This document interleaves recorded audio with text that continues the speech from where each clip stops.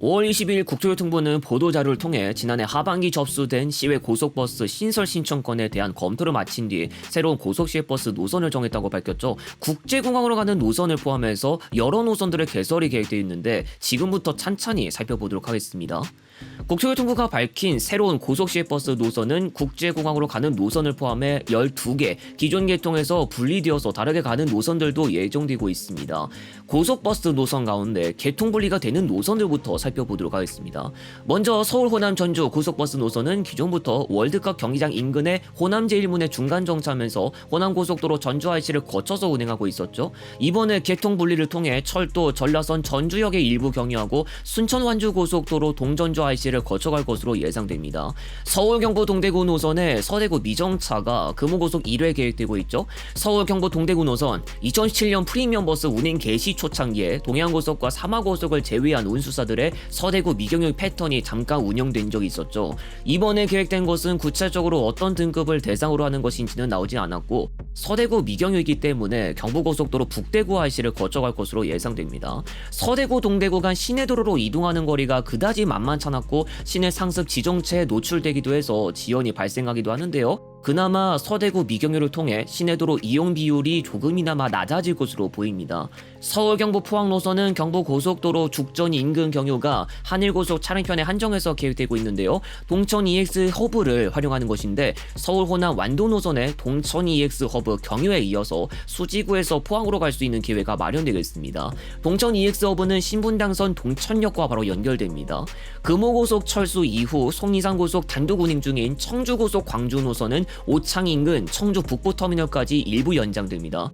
서울 경부 강릉고속 경포해변 노선은 기존의 동부고속에서만 4회 운행했다가 이번에 중앙고속에서도 참여하게 됩니다. 서울 경부 황간 구미 노선은 현재도 운행 중이고 서울 남부 대산리 성현면 노선도 있으나 순서가 조정되는 것으로 보입니다.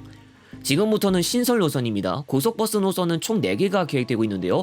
103km라는 초단거리 수준이라고 볼 수 있을 만한 당진 청주 노선을 볼 수 있습니다. 고속버스 노선으로 운행하기 위해서는 총 운행거리 100km 이상을 만족해야 하고 기종점 지역 내 중간 정차지 2곳까지만 둘 수 있는 규정이 있는데 제반 요건을 모두 만족하기 때문에 고속버스 노선으로 계획이 가능했던 것으로 보이고요. 거제나 통영을 제외하면 경남 지역 행선지는 없었던 평택에서 창원까지 가는 노선도 계획됐죠. 평택역 근처 터미널뿐만 아니라 안중터미널에서도 이용 가능할 예정이고요. 다만 마산이나 평택대 인근에라도 중간 정차를 한다는 이야기는 언급되지 않았습니다. 시외버스는 기존 노선 일부 운행편 분리로 취급되는 노선들도 있지만 사실상 신선이라고 볼 수 있을 만한 것도 섞여 있는데 노선은 총 12개가 계획됐죠.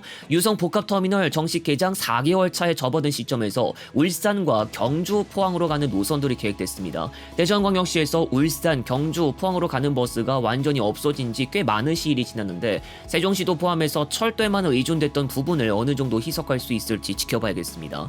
현재 유성에서는 동대구와 부산 노포가 취급되고 있는데 초창기 4회에 운행했다가 지금은 2, 3회까지 줄었던 바가 있었다는 걸 감안하면 수요가 뒷받침될지도 지켜봐야겠습니다. 구미와 동대구에서 청주 가경동뿐만 아니라 오창 인근과 청주국제공항도 시외버스가 운행되는 것으로 계획됐죠. 이번에는 김천 경유도 포함됐습니다. 서울 경부에서 강원도 지역으로 가는 노선이 다시 한번 신설되는데 이번에는 평창군입니다. 기존 구이동 동서울 터미널에서만 이용 가능했던 행선지를 이제는 반포동에서도 탑승 가능할 전망입니다. 유성 복합터미널에서만 이용 가능했던 익산 행선지는 이제 대전 복합터미널에서도 이용할 수 있겠습니다. 지난해 충남도와 경기도 측에서 부동의를 하면서 제동에 걸린 적이 있었죠. 유성 노선의 수요 감소와 경영수지 악화까지 이어진다는 것이 이유였습니다. 그 다음으로 국제공항 노선을 살펴보면 지방공항 노선들이 섞여있죠. 청주국제공항에서 혁신도시와 전주까지 가는 노선도 예정됐는데요. 다만 충북운수사의 강릉시종창 노선을 통해서 전주 유성 청주공항 구간이 취급되는 것도 있고 이전에 난항을 겪었던 바가 있었습니다. 금화 여행과 전주 고속을 통해 군산, 익산, 전주, 김해국제공항 노선도 계획됐는데요. 일전에 타단체 등으로부터 꽤나 반대 의견이 나왔다는 전주 김해공항 구간이 전주 부산사상 노선과 한 끗 차이로 유사하기도 합니다. 기종점이 군산이라고 하지만 과연 무사 운행이 가능할지 지켜봐야 할 것으로 보이고요. 해남과 완도에서도 인천국제공항으로 갈 수 있는 기회가 열리게 되면서 땅끝에서도 관문공항 접근이 가능해지겠습니다. 금호고속은 이번에 청주국제공항 1개, 인천국제공항 3개 노선을 계획하고 있습니다. 금호고속도 경기고속과 마찬가지로 인천공항 해남구간 취급하고요. 아예 호남 지역과는 상관없는 지역까지 공략에 나서고 있죠.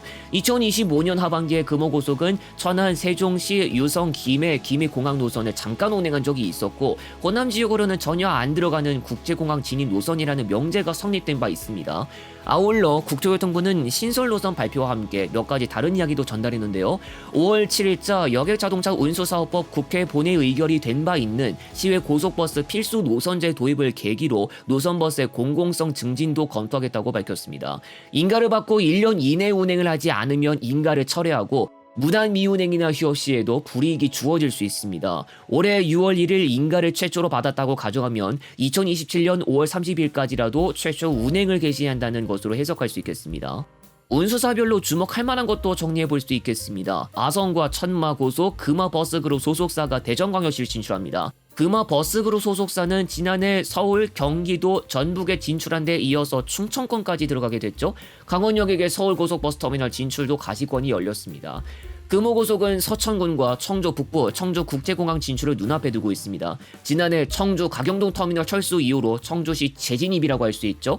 충남고속은 전주 진출을 앞두고 있습니다. 앞으로 주목해봐야 할 점은 유성 복합터미널을 통해서 대전광역시 출발 영남지역 방향 노선이 다시 정착할 수 있을지, 청주국제공항 진입 노선은 앞으로 또 성장할 수 있을지, 광주 전남지역 노선이 현재도 정상 운행되고 있는 가운데 전북지역발 기배국제공항 노선도 안착할 수 있을지, 그리고 무엇보다 금호고속은 또 어디까지 발을 뻗을 것인지 등이라고 할 수 있겠습니다.